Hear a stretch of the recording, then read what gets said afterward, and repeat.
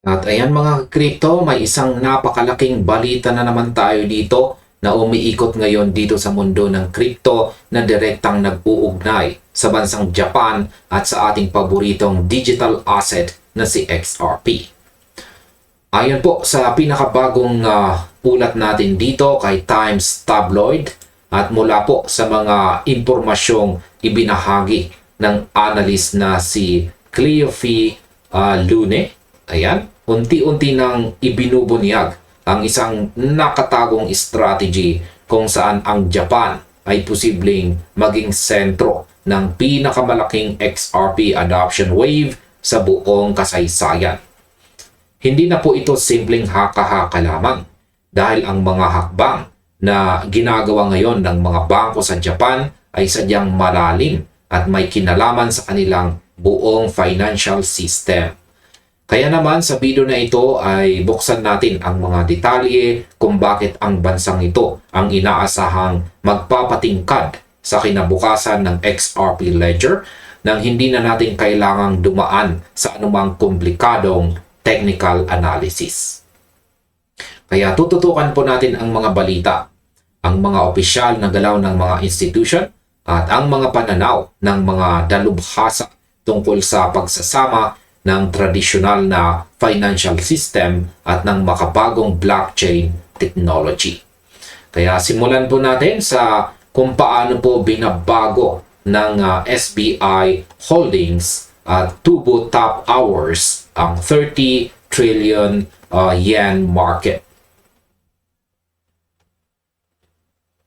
Ayan, umpisahan po natin ang ating usapan sa isang napakalaking project na kinasasanggutan ng SBI Holdings at ng Tubo Top Hours. Ayan. Ayon po sa analyst dito na si Cleophie Lune, ang dalawang kumpanyang ito ay nagtutulungan ngayon upang maglunsad o mag-launch ng mga prepaid payment tokens na direktang nakakonekta sa XRP Ledger. Ang market na tinatarget nila rito ay may napakalaking halaga na aabot po sa 30 trillion yen. Isipin po ninyo mga ka-crypto ang laki ng numerong ito. Ang blockchain technology ay opisyal nang isinasama sa mga established na consumer payment systems sa bansang Japan. Sa aking opinyon, ang hakbang na ito ay isang napakalaking patunay na ang XRP Ledger ay hindi na lamang basta-basta ginagamit sa speculative trading, kundi nakapasok na po sa totoong mundo ng pang-araw-araw na transaction. Kapag pinag-usapan natin ang isang market na umaabot po sa 30 trillion yen, pinag-usapan natin ang bilyong-bilyong dolyar na posibleng dumaan po sa XRP Ledger. Ang ganitong uri ng tokenized payment ay nagpapakita ng mga kumpanya sa bansang Japan ay may malalim na tiwala sa bilis, seguridad at scalability ng ating network. Hindi na ito teorya lamang. Ito po ay isang live utility na unti-unting pinapairal sa kanilang turismo at local na economy. Sinasalamin nito ang kakayahan ng XRP Ledger na mag-handle ng mataas na volume ng mga transaction nang walang kahirap-hirap, na siyang pangunahing dahilan kung bakit kinukuha sila ng mga higanting kumpanya dito sa Asia. Ngayon ay totoo bang pinapayagan na ang mga bangko sa Japan na mag-hold ng XRP bilang treasury asset? Sunod po nating tingnan ang isa pang nakakagulat na claim mula sa ulat rito. Sinasabi rito na pinapayagan na raw ng ilang institution sa Japan ang paghawak o pag-hold ng XRP bilang bahagi ng kanilang treasury asset. Hindi lamang yan. May mga ulat ding nagsasabing ang ilang mga bangko roon ay nagbibigay daan sa kanilang mga kliyente na i-convert ang hanggang 20% ng kanilang deposit interest o tubo sa XRP. Sa aking opinyon, kung susuriin po natin ang balitang ito mula sa pananaw ng adoption, ito ay isang napakalaking hakbang pasulong. Isipin ninyo na ang mga ordinaryong mamamayan ay binibigyan ng opsyon na makatanggap ng bahagi ng kanilang interest mula sa bangko direkta sa pamamagitan ng XRP. Ito ay nagpapakita ng unti-unting mainstream acceptance. Bagamat ang mga ganitong polisiya ay dumadaan sa masusing regulasyon, ang katotohanan na ang usaping ito ay buhay na buhay sa banking sector ng Japan ay nagpapakita ng kakaibang kultura nila pagdating sa digital assets. Para sa akin, ang pagtanggap kay XRP bilang isang treasury asset ay nagbibigay po ng matibay na pundasyon at kumpiyansa sa buong market. Sinasabi nito sa mga global investors na ang Japan ay hindi po natatakot yakapin ang hinaharap ng pera. Kung ang mga tradisyonal na institution ay naglalagay na ng XRP sa kanilang mga balanse, nagbibigay ito ng sinyales na ang asset na ito ay may pangmatagalang halaga at utility na higit pa sa nakikita ng karamihan sa kasalukuyan. Ngayon ay ano naman ang papel ng 50 plus Japanese banks at ng 9% stake ng SBI sa Ripple. Ngayon ay pag-usapan naman natin ang relasyon ng Ripple sa bansang Japan na matagal nang naitayo.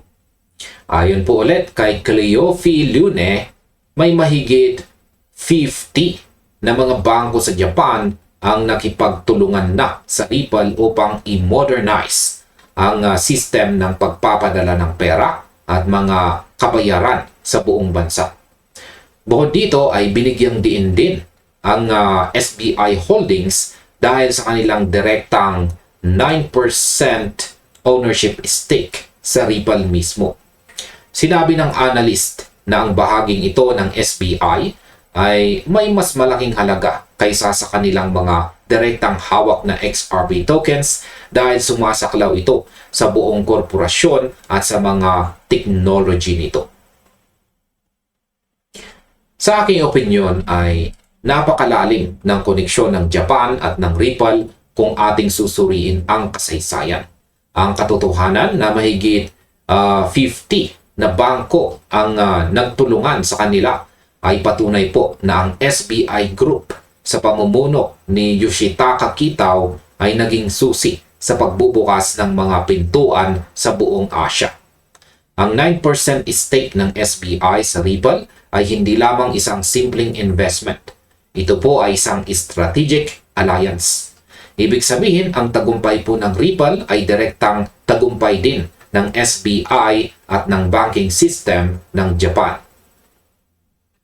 Sa aking opinyon, ang ganitong klasing malalim na pundasyon ang nagbibigay po kay XRP ng kakaibang kalamangan kumpara sa ibang mga digital assets. Kapag ang mga tradisyonal na bangko ay nag-invest hindi lang sa produkto, kundi pati na rin sa kumpanya sa likod nito, ipinapakita nito ang pangmatagalang paninindigan at dedikasyon na baguhin ang buong sistema ng global payment. At ngayon ay bakit po sinasabing ang yen carry trade unwind ang magpapasabog sa XRP ecosystem? Isa po sa pinakamahalagang bahagi ng ulat dito ay ang pagbanggit po sa tinatawag na yen carry trade unwind. Ipinapaliwanag dito na ang posibleng pag-unwind o pag-untol ng yen carry trade ay magiging isang pangunahing kaganapan na magsisilbing mabilis na pampasiklab o catalyst para sa mas malawak na paggamit kay XRP. Sinasabi na ang kaganapang ito ay direktang makakaapekto sa mga remittances, tokenized assets, at enterprise payments sa buong mundo. Sa aking opinyon, ang konsepto po ng carry trade ay madalas na technical, pero ang implikasyon nito sa global economy ay napakalaki. Kapag ang mga investors ay nag-aalis o nag-a-adjust ng kanilang mga position mula sa Japanese yen patungo sa ibang assets, lumilikha ito ng malaking galaw sa global liquidity. Sa aking palagay, ang pag-uugnay po ng yen carry trade unwind kay XRP ay nagpapakita kung paano po tinitingnan ng mga eksperto sa XRP bilang isang epektibong daluyan ng mabilis at murang paglilipat ng pondo sa gitna ng mga pagbabago sa market. Kapag nagkaroon ng malaking shift sa mga global market, ang pangangailangan para sa mabilis na settlement ay tumataas. Dito po papasok ang kahalagahan ng mabilis na technology ng XRP Ledger.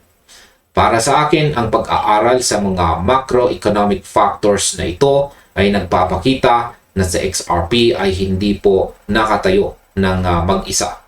Ito ay nakakabit sa mga malalaking kaganapan sa ekonomiya ng mundo na pwedeng magdala ng walang katulad na demand sa hinaharap. Ngayon ay paano naman po pinapaganda ng Doppler Finance tokenization ang kinabukasan ni XRP? Yan, binanggit din po sa ulat ang tungkol po sa Doppler Finance na inilarawan bilang bahagi ng lumalagong infrastructure na nagbibigay po ng institutional yield at privacy sa loob ng ecosystem. Yan, highlight lamang natin. Ang pag-usbong ng mga ganitong platform ay patunay po na ang network ay patuloy na lumalawak sa kabila ng mga simpleng transaction papunta sa mas komplikadong financial services.